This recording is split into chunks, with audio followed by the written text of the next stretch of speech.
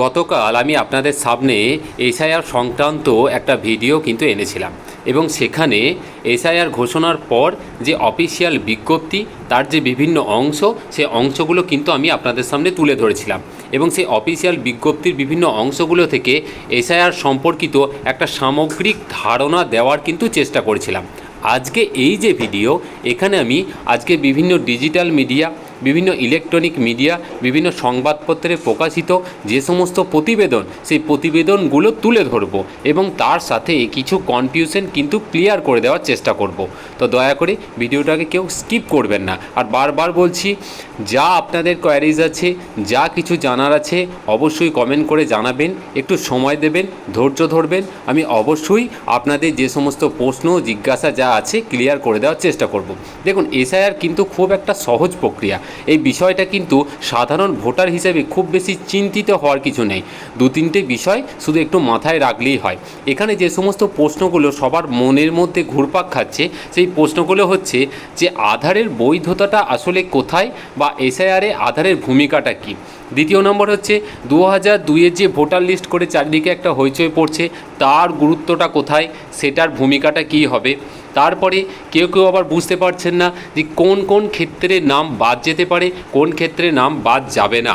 আর একটা জিনিস সব থেকে বেশি যেটা মানুষের মনের মধ্যে চলছে সেটা হচ্ছে সাধারণ ভোটার হিসাবে সাধারণ মানুষেরা এখন কি করবেন, তাদের কি কোথাও যেতে হবে, কি করতে হবে। এই বিষয়গুলো আমি কিন্তু ক্লিয়ার করে দেওয়ার চেষ্টা করব। তার আগে ছোট করে প্রতিবেদনটা দেখে নিই। দেখুন, এই সংক্রান্ত একটি সংবাদপত্রের প্রতিবেদন আমি প্রথমে আপনাদের সামনে তুলে ধরছি। কি বলেছে না, দেখুন, ভোটার তালিকা সংশোধনের জন্য নির্ঘণ্ট মানে যে শিডিউলটা দেওয়া হয়েছে। কালকে আমি আপনাদের বলেছিলাম যে ভোটার তালিকার যে সংশোধনের যে কাজ মানে এসআইআরের যে কাজ সেটা কিন্তু মোটামুটি সোমবার রাত 12টা থেকে পশ্চিমবঙ্গ সহ 12টি রাজ্য এবং কেন্দ্রশাসিত অঞ্চলে কিন্তু মোটামুটি শুরু হয়ে গেছে। মানে রাত 12টায় ভোটার তালিকা ফ্রিজ হয়ে গেছে এবং তারপর থেকে আজ থেকে কিন্তু বিএলওদের ট্রেনিং প্রক্রিয়া বা ফর্ম যে প্রিন্টিং যে প্রক্রিয়া সেটা কিন্তু শুরু হয়ে গেছে। মানে 28শে অক্টোবর থেকে কিন্তু ভোটার তালিকার যে সংশোধনের যে এসআইআরের যে কাজ সেটা কিন্তু শুরু হয়ে গেছে। কাল আমি শিডিউলগুলো বলে দিয়েছিলাম। সাধারণ মানুষ হিসেবে কোনো রকম শিডিউল জানার দরকার নেই, শুধু জেনে রাখুন পদ্ধতিটা কী হবে, আপনাকে কি করতে হবে। দেখুন, আপনাকে কিছুই করতে হবে না। যদি 2002 সালের কোনো ভোটার লিস্ট আপনি জোগাড় করতে পারেন যেখানে আপনার নাম আছে, সেই পাতাটা যদি একটা জেরক্স করতে পারেন তো করে রাখবেন। এইটুকু শুধু করতে পারেন, আর কিছুই করতে হবে না। কিছু ডকুমেন্টস আপনার কাছে শুধুমাত্র রেডি রাখবেন। আমি বলে দিচ্ছি কি কি ডকুমেন্টস রেডি রাখতে হবে। দেখুন, এই পদ্ধতিতে দুটি পদ্ধতি হবে। একটা, যারা বিএলও অফিসার আছেন তারা প্রত্যেকে সাধারণ মানুষের বাড়ি যাবে, প্রত্যেকটা ভোটারই বাড়ি যাবে এবং তারা একটা ফর্ম নিয়ে যাবে যেটাকে বলছে এনুমারেশন ফর্ম। সেই এনুমারেশন ফর্মটা নিয়ে গিয়ে আপনার সামনে ওখানে কিছু প্রি প্রিন্টেড মানে আগে থেকে প্রিন্ট করা কিছু তথ্য ওখানে কিন্তু থেকে যাবে এবং আপনাকে বলা হবে যে কিছু ডকুমেন্টস দেখানোর জন্য, কিছু বলতে একটা ডকুমেন্টস দেখানোর জন্য। আমি বলে দিচ্ছি ওটা কীভাবে হবে। তারপর আপনি যদি ডকুমেন্টসটা দেখিয়ে দেন সেখানে ওটা ফর্ম ফিল আপটা করা হয়ে যাবে আপনার সামনে এবং ফর্ম ফিল আপ করার পর অটোমেটিক ওটা ওনারা সাবমিট করে দেবেন, আপনার কাজ কিন্তু শেষ। এটা আপনি অনলাইনেও করতে পারেন।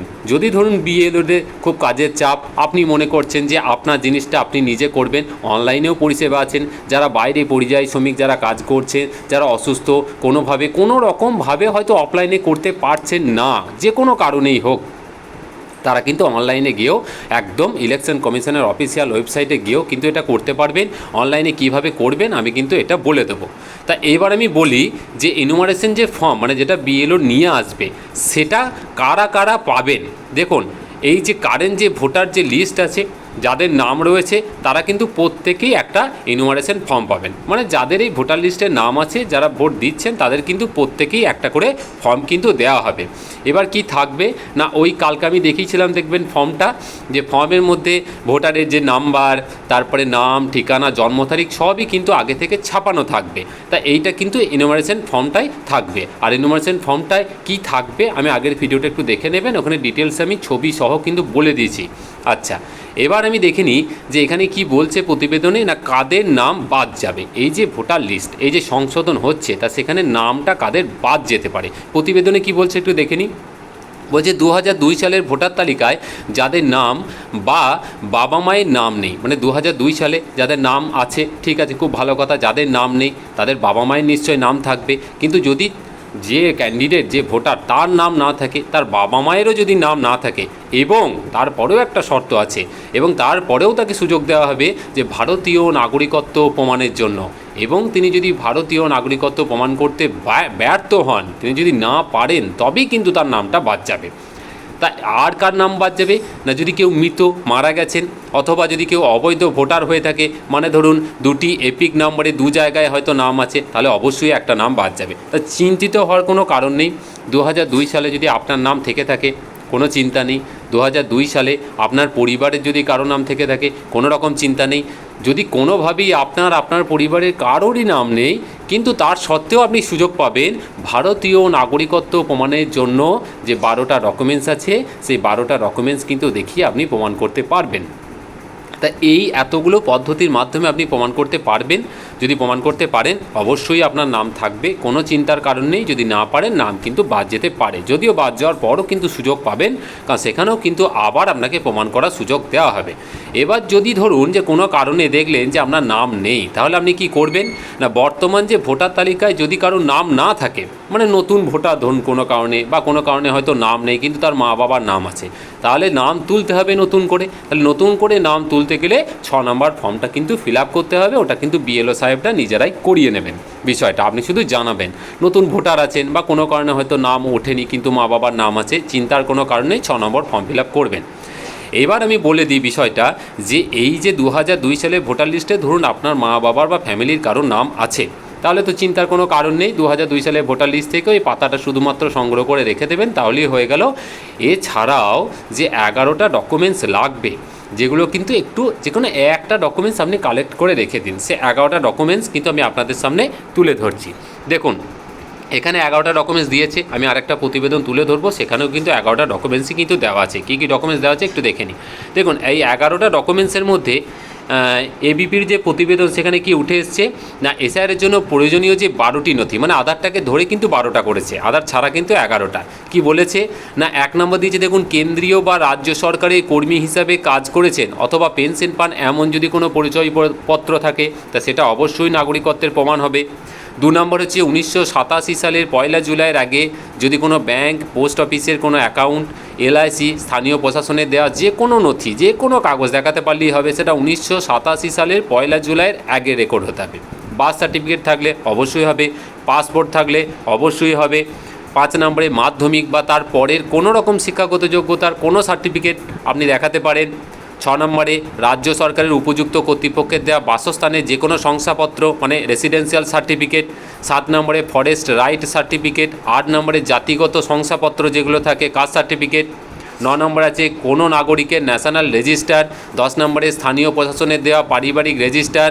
11 নম্বরে জমি অথবা বাড়ির দলিল। আর 12 নম্বরে হচ্ছে আধার কার্ড। এইবার দেখুন, এই আধার কার্ডটা না কিন্তু এই নাগরিকত্বের প্রমাণ হিসেবে ধরা হবে না, কারণ সম্মানীয় সুপ্রিম কোর্টের অর্ডার অনুসারে কিন্তু আধার কার্ডটা শুধুমাত্র পরিচয়পত্র হিসাবে থাকবে, কিন্তু আধারকে কখনোই নাগরিকত্বের প্রমাণ হিসাবে দেখানো যাবে না।